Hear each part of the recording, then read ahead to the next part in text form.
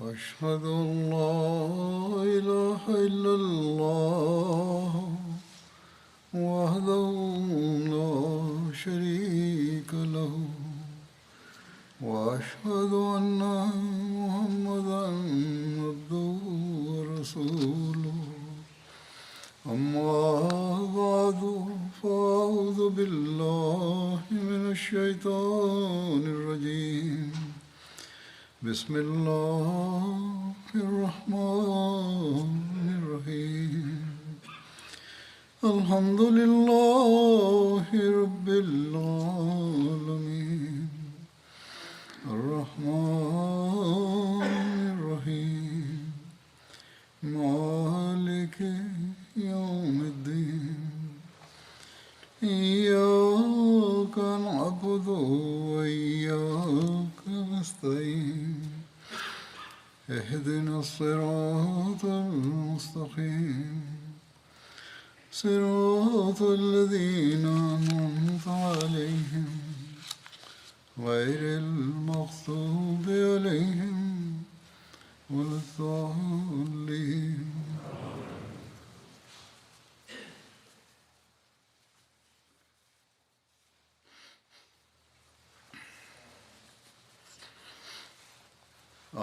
サルラルサラムの生涯について話していました。そしてバドルの戦いの直後に起こった出来事についても述べました。この点に関して、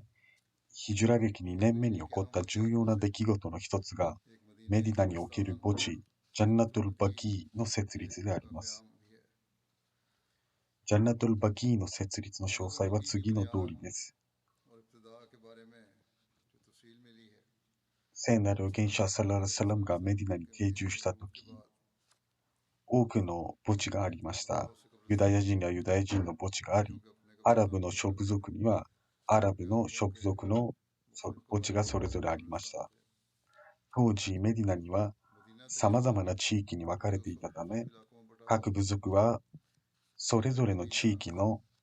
野原に死者を埋葬していました。クバには独自の墓地があり、それが最も有名でありましたが、他にも小さな墓地がいくつもありました。また、バヌ・ザファリやバヌ・サルマもそれぞれの墓地があり、そしてその他の墓地にはバヌ・サイダの墓地がありました。また、その後にスーク・アル・ナビが建てられた場所であるこの土地でマスジド・アル・ナビも設立され、そこにもナツメヤシの果樹園の中の多神教徒の墓もありました。これらの墓地の中に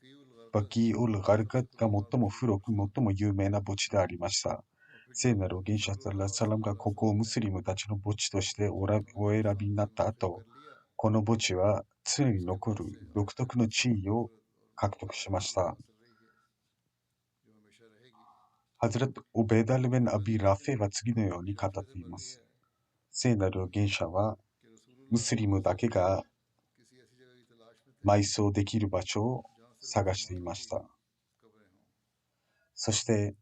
様々な場所を調査し、その結果、この栄誉はバキヨルガルガに与えられたのです。聖なる預言者は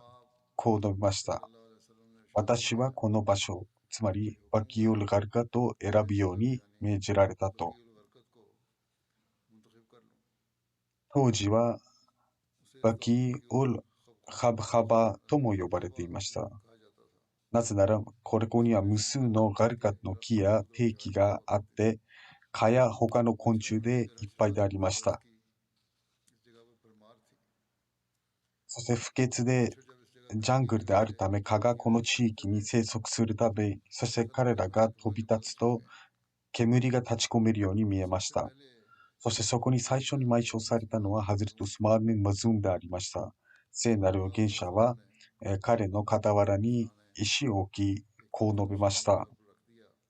彼は我々の前任者であると。人々は聖なる預言者にその人をどこに埋葬すべきかを尋ねました。すると聖なる預言者サッラサランはこうおっしゃいました。我々の前任者であるウスマービン・マズームの近くのバキーに埋葬しなさいと。アラビア語でバキーとは多くの木が生い茂る場所のことであります。いずれにせよ、メディナではこの場所はバキー・アル・ガルカットと呼ばれるようになりました。そして先述したように、そこにはガルカットの木がいっぱいあったからです。それ以外にも砂漠の定期がたくさん生えていた。ここはジャンナトル・バキーとも呼ばれるようになります。アラビア語でジャンナトは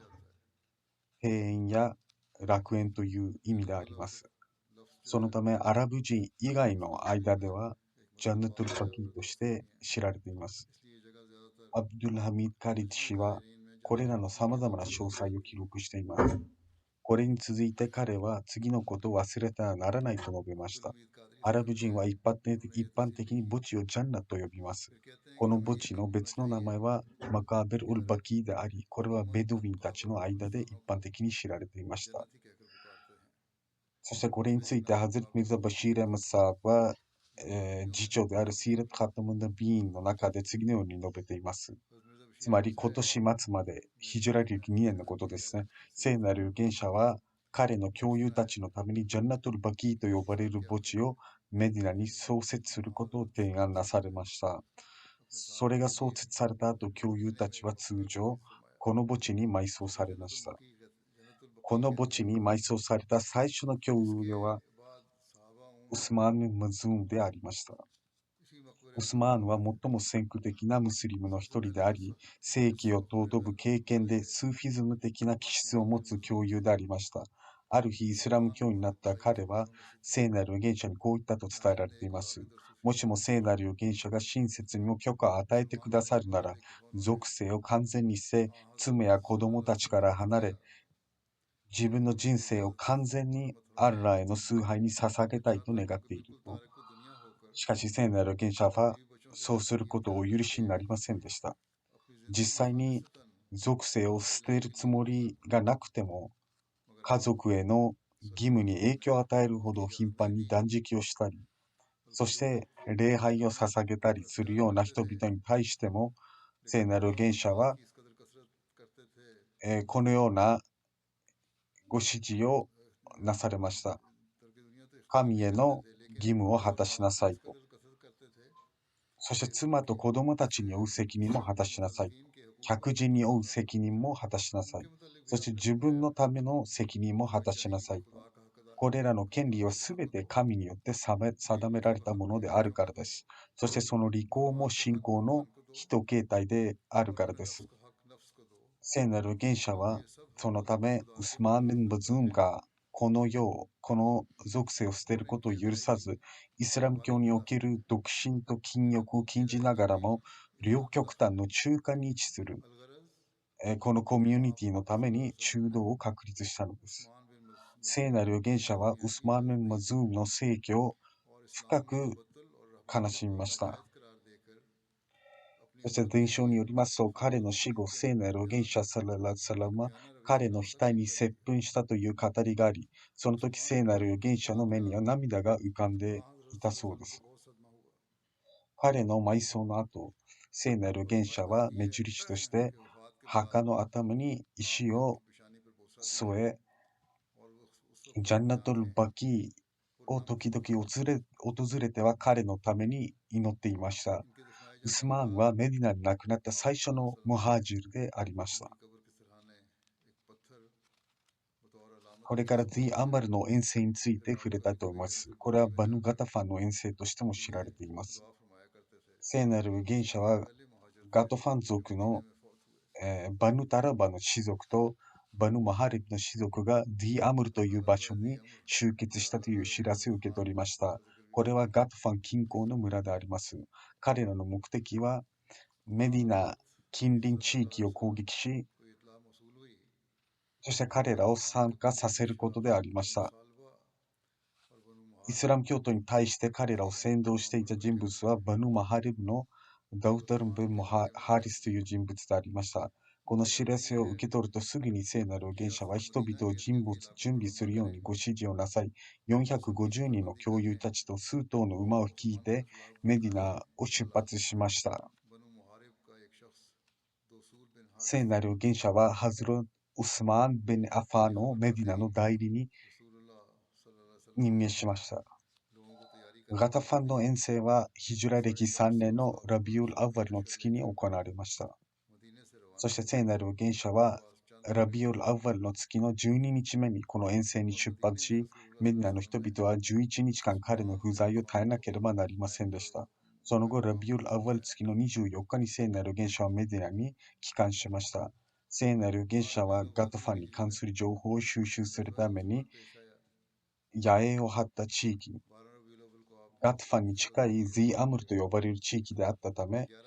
このゼィ・アムルの遠征と呼ばれています。そしてそれがガトファン部族に対するものであったので、バヌ・ガタファンの遠征とも呼ばれています。聖なる預言者が偶像崇拝者に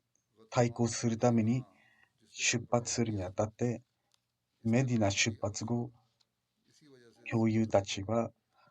ドゥ・アルカッサでバヌ・サラバの部族の者に出会いました。ドゥ・アルカッサはメディナから14マイルほどラバザの方角に位置するところです。この者はジャッバールという名であり、彼は教友たちに捕獲され、どこに向かっているのかと問われると、彼は生活を固めるためにヤスリムに向かっていると述べました。彼は聖なる預言者サラサラメンと元へと連れて行かれ、彼は聖なる預言者に自分の民の状況について話しました。聖なる預言者は彼をイスラムへと招待すると、彼はすぐさまそれを受け入れました。彼は聖なる預言者がバヌ・サラバとバヌ・マハレブに対して対抗しようとしていると聞くと、彼は聖なる預言者に対してこう言いました。おムハンマドよ。彼らはあなたに対面することはなかろう。彼らがあなたが戦いに来ていることを知ればすぐさま山の奥に隠れていくだろうと述べました。彼らはメディナをメディナ近郊を襲うことがあっても、ムスリムたちに面と向かって対抗することはないと。私もお供しましょうと彼は言いました。聖なる預言者はジャバールをビラールの監視下に置き、この男はムスリムたちを別のルートで引き連れて到着地点にまでたどり着きました。地元の人々がムスリムがやってくるのを見ると、彼らは闇の中に行って奥に隠れました。聖なる預言者は前進し、ディアマルという名の泉に到着し、そこで野営を構えましたが、激しい雨に見舞われ、聖なる預言者と教友たちの衣服がずぶ濡れになりました。聖なる預言者は木の枝に濡れた衣服を干し、その下で横になっていました。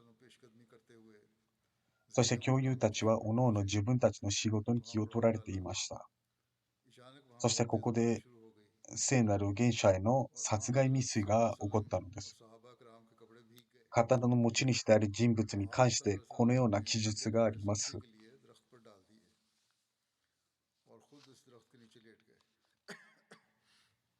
山の奥に隠れた人々は聖なる預言者のすべての動きを観察していました。山の奥からですね。偶像崇拝者たちが聖なる預言者を木の元で横になっているのを目にしたとき、彼らは自分たちの中で最も勇ましい長であるトウシールという名の長のもとに行きました。そして彼らはこう言いました。彼に。今現在、聖なる預言者は一人で横になっている。今こそ意表をつくチャンスであると。また別の伝承によれば、ドスールが